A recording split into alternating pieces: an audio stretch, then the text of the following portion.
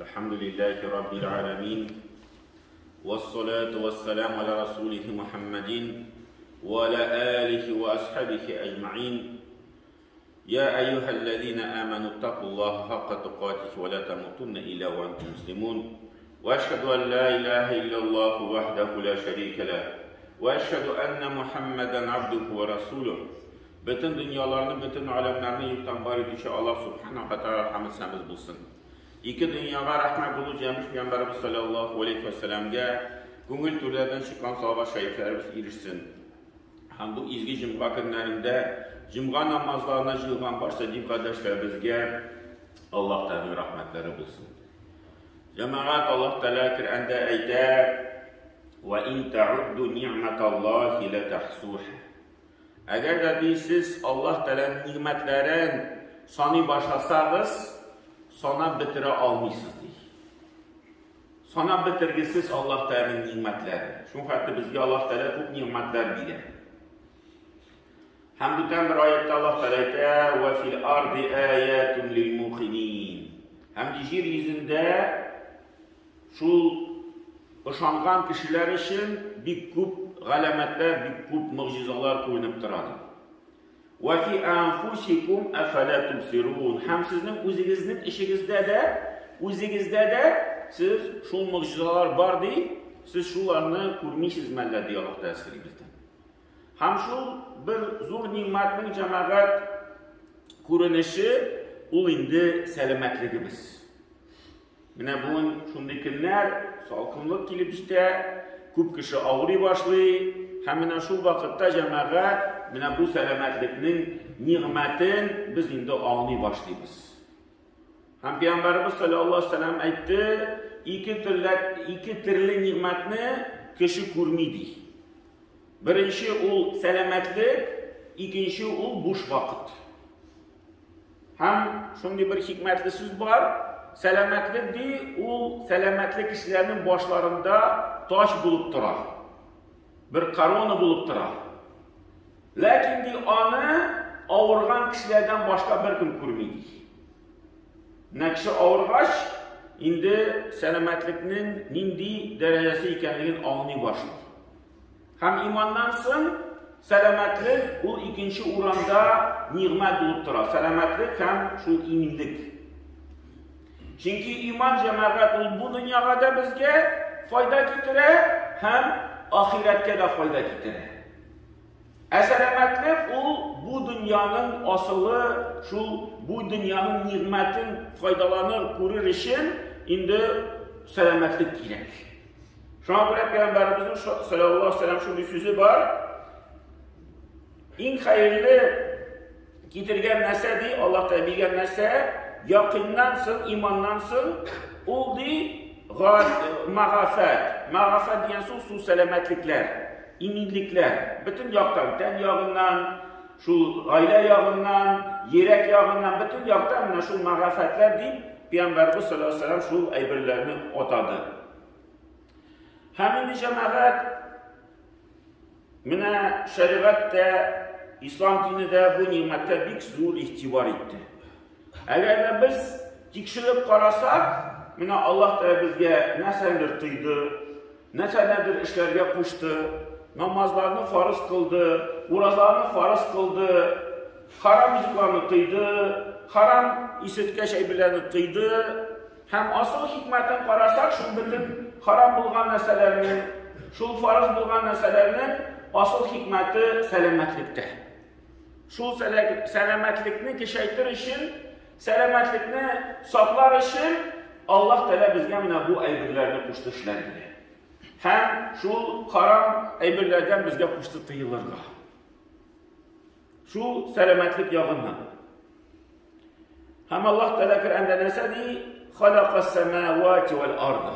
Allah Teala göklerini hem yerini yarattı diye. Bil hakkı. Diye hakikat bilen.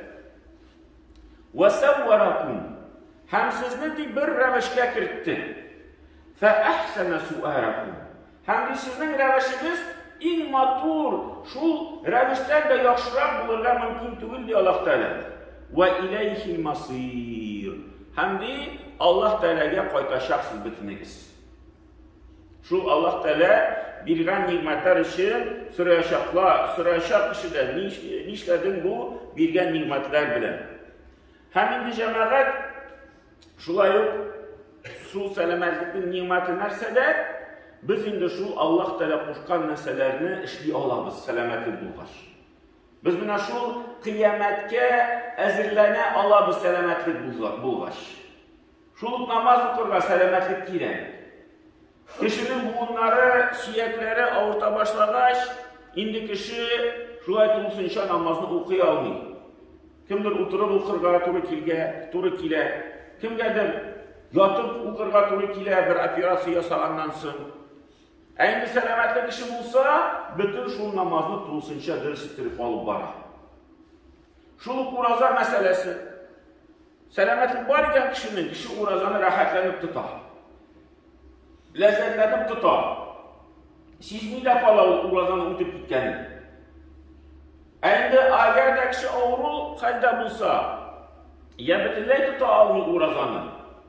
Anda bir miskin kişinin aşağıda turu kilse akçası bulsa. Eğer tutarsa oğurluk bilen tutar mesela. Oğurup tutar. Aşkazın ağırtar. Davliyisi şikire. Şeker üzgere, şeker derecesi üzgere kanında. Bu indi bina ağırlık bilen tutar. Şu an göre cemaat selametlik bina o yaktan da bizge şimdi bir nimet bulup durar. Şu Allah Teala kuşkan meselelerini bizge diriz ittirip, yaxşı ittirip, urunna jitkirip indi üterge yerden ite. Hemin cemaat dinlerge qarasa, bu dinler bina can yağına ihtibar iterler. Mina can selametli bulurga tiyiş, mina canının tigi bütünsi diriz bulurga tiyiş. Eğinde selametlik yağın bir kaygırtmıyorlar. Hatta şimdi dinler var, koysalar aytalar selametlikle bütünle koramaz.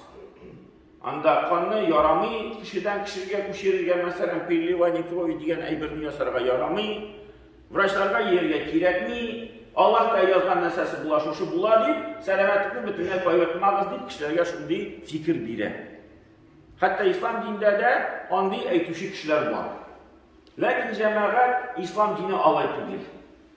İslam dini o iki yaknıda kararga ilete. O her vakitte bizni ortaklıkta şakıra. Eğer ilk birişten canımızını kaygırtabız, imanımız diriz bulsun, gönlümüzde bütün neseşişta bulsun. Lakin cemaat selametlik yağında kaygırtırga gerek. Vraçlarga da barırga kirek, sebep kılırga kirek, darusunu izlerge kirek. Çünkü Peygamberimiz sallallahu aleyhi ve sellem meseliydi, Allah Teala avru birdi, hem de şu avruğa şifasını da birdi, darusunu da birdi. Hem şunu izler izliydi Peygamberimiz sallallahu aleyhi ve sellem. Hem biz izlerge tiyiş, yarar indi avruyum, Allah Teala ümini yazman bulsa ulen dibinde, alaygına tiyip varırga yoramı. Bu günah bulan. Kişi izlerge tiyiş sebebini, vraçlarını yirirge, korarga, analizlar birirge, indi o elbette şifası Allah Teala'dan, lakin indi sebebin izlerge kirek. Hem sebep de cemaat diriz bulurga tiyiş. Koy bir kişi tigi bir kirekmegen meseleye kubire kişi ışana vraçlarga koraganda. Kimin idiranda ebiye varırga kirek okuturga deyip, ışkırtırga deyip, nindidir anda bir şundi ulanı işirge kirek deyip, hem indi mina şundi kirekmegen eybilerle istibar etip, indişin sebeplerini kılmışa, anın indi neticesi de şundi hakkına bular. Şu an böyle cemaat, mina şu yapılarını korarga kirek. Birinciden sebep kılamız, ikinciden koruyumuz sebep İslam dinine turu kile mi yok mu? Ya ki bütünler İslam dinine karşı kile mi? Şu sihirçilerle iyi başlasak, bu kişi sihirçilerle iyi başlıyor. Bir avru kiripşiğe bara sihirçiğe, nişlerge, kim bana bu sihirini saldı, kim bana bu avrunu jiberdi, eyler güzelimine şu bana bir işirge bir güzeli deyip, şimdi eybirler izlemeyi başlıyor. Kimdir nastoykularını yarata, şimdi bana spiritka kosalan da bir ulanlı neseni, bir maddeni, Hem de şunu 40 gün tuttan da 40 günden sonra şunu işe başlayın. Vraçka da varmadı, analiz de bilmedi, bir işlemedi. Mine şu nastoyki yasap, spirtlarını şu isitmiş evlerini eşit duran diye eytip dura. Faydasını göremdi şunda. Lakin o haram cemaat. Andi evir işi, andi evir karar. Başta vraçka var, başta şu bilgili sebeplerini kıl. Şunda şifa izle. Haram evirlerde şifanı izlettirme. O yakında cemaat diri ittirip kararga kelir. Hem de üçüncü nese cemaat şu duanı unutmasqa. Mine dua kılganda şulayı özümüzge her vakitte selametlik sıraptırıydı. Peygamberimiz sallallahu aleyhi ve sellem'in bir kup dualar bayağı olayındığına şu selametlikini sıraptırdı özüne. Bunun bir misalı Peygamberimiz sallallahu aleyhi ve sellem duası Allahümme inni a'udhu bike min zavali ni'metike. Ya Rabbim ya Allah min sindən sırayım, mini sakladı nimetlerinin, senin nimetlerinin yuvalıdan. Ve tahavvuli gafiyetike. Hem de sin bilgen selametlikinin üzgerüden. Üzgermesi selametlik. Şu sin bilgen derecede buluttursun. Ve fecaeti nikmetik. Hem de kütmegen vakitte şulay senin uşunun kilüden. Yani biz günah kılavuz. Özümüz belki sizliyiz. Belki sizip kılavuz. Şu günahını kaldıra almayız. Hemine gitmegen halde Allah Teala'nın uşu kilirge mümkün. Bizden şimdi bir akılda kirtirişin, şu günahını kaldırışın, Allah Teala bizge bir şimdi kütülmegen bir ağırlık yiberirge mümkün. Hem Peygamberimiz de sallallahu aleyhi ve sellem şu meseleden, mindi şundan sinen saklavını sırındı. Sakla mine şu halden, senin gitmegen halinin gitmegen vakitte sinden uşun kiliden sırayım.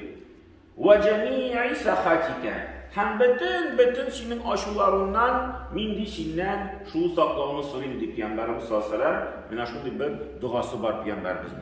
Hem bütün dualarda da Peygamberimizin şu selametlikini sırattırır.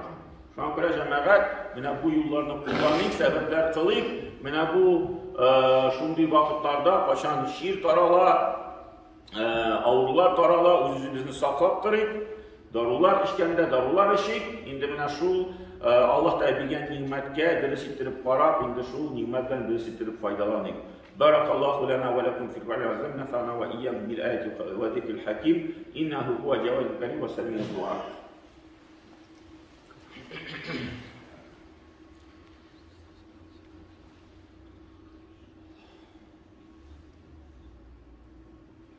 Bir rahmet.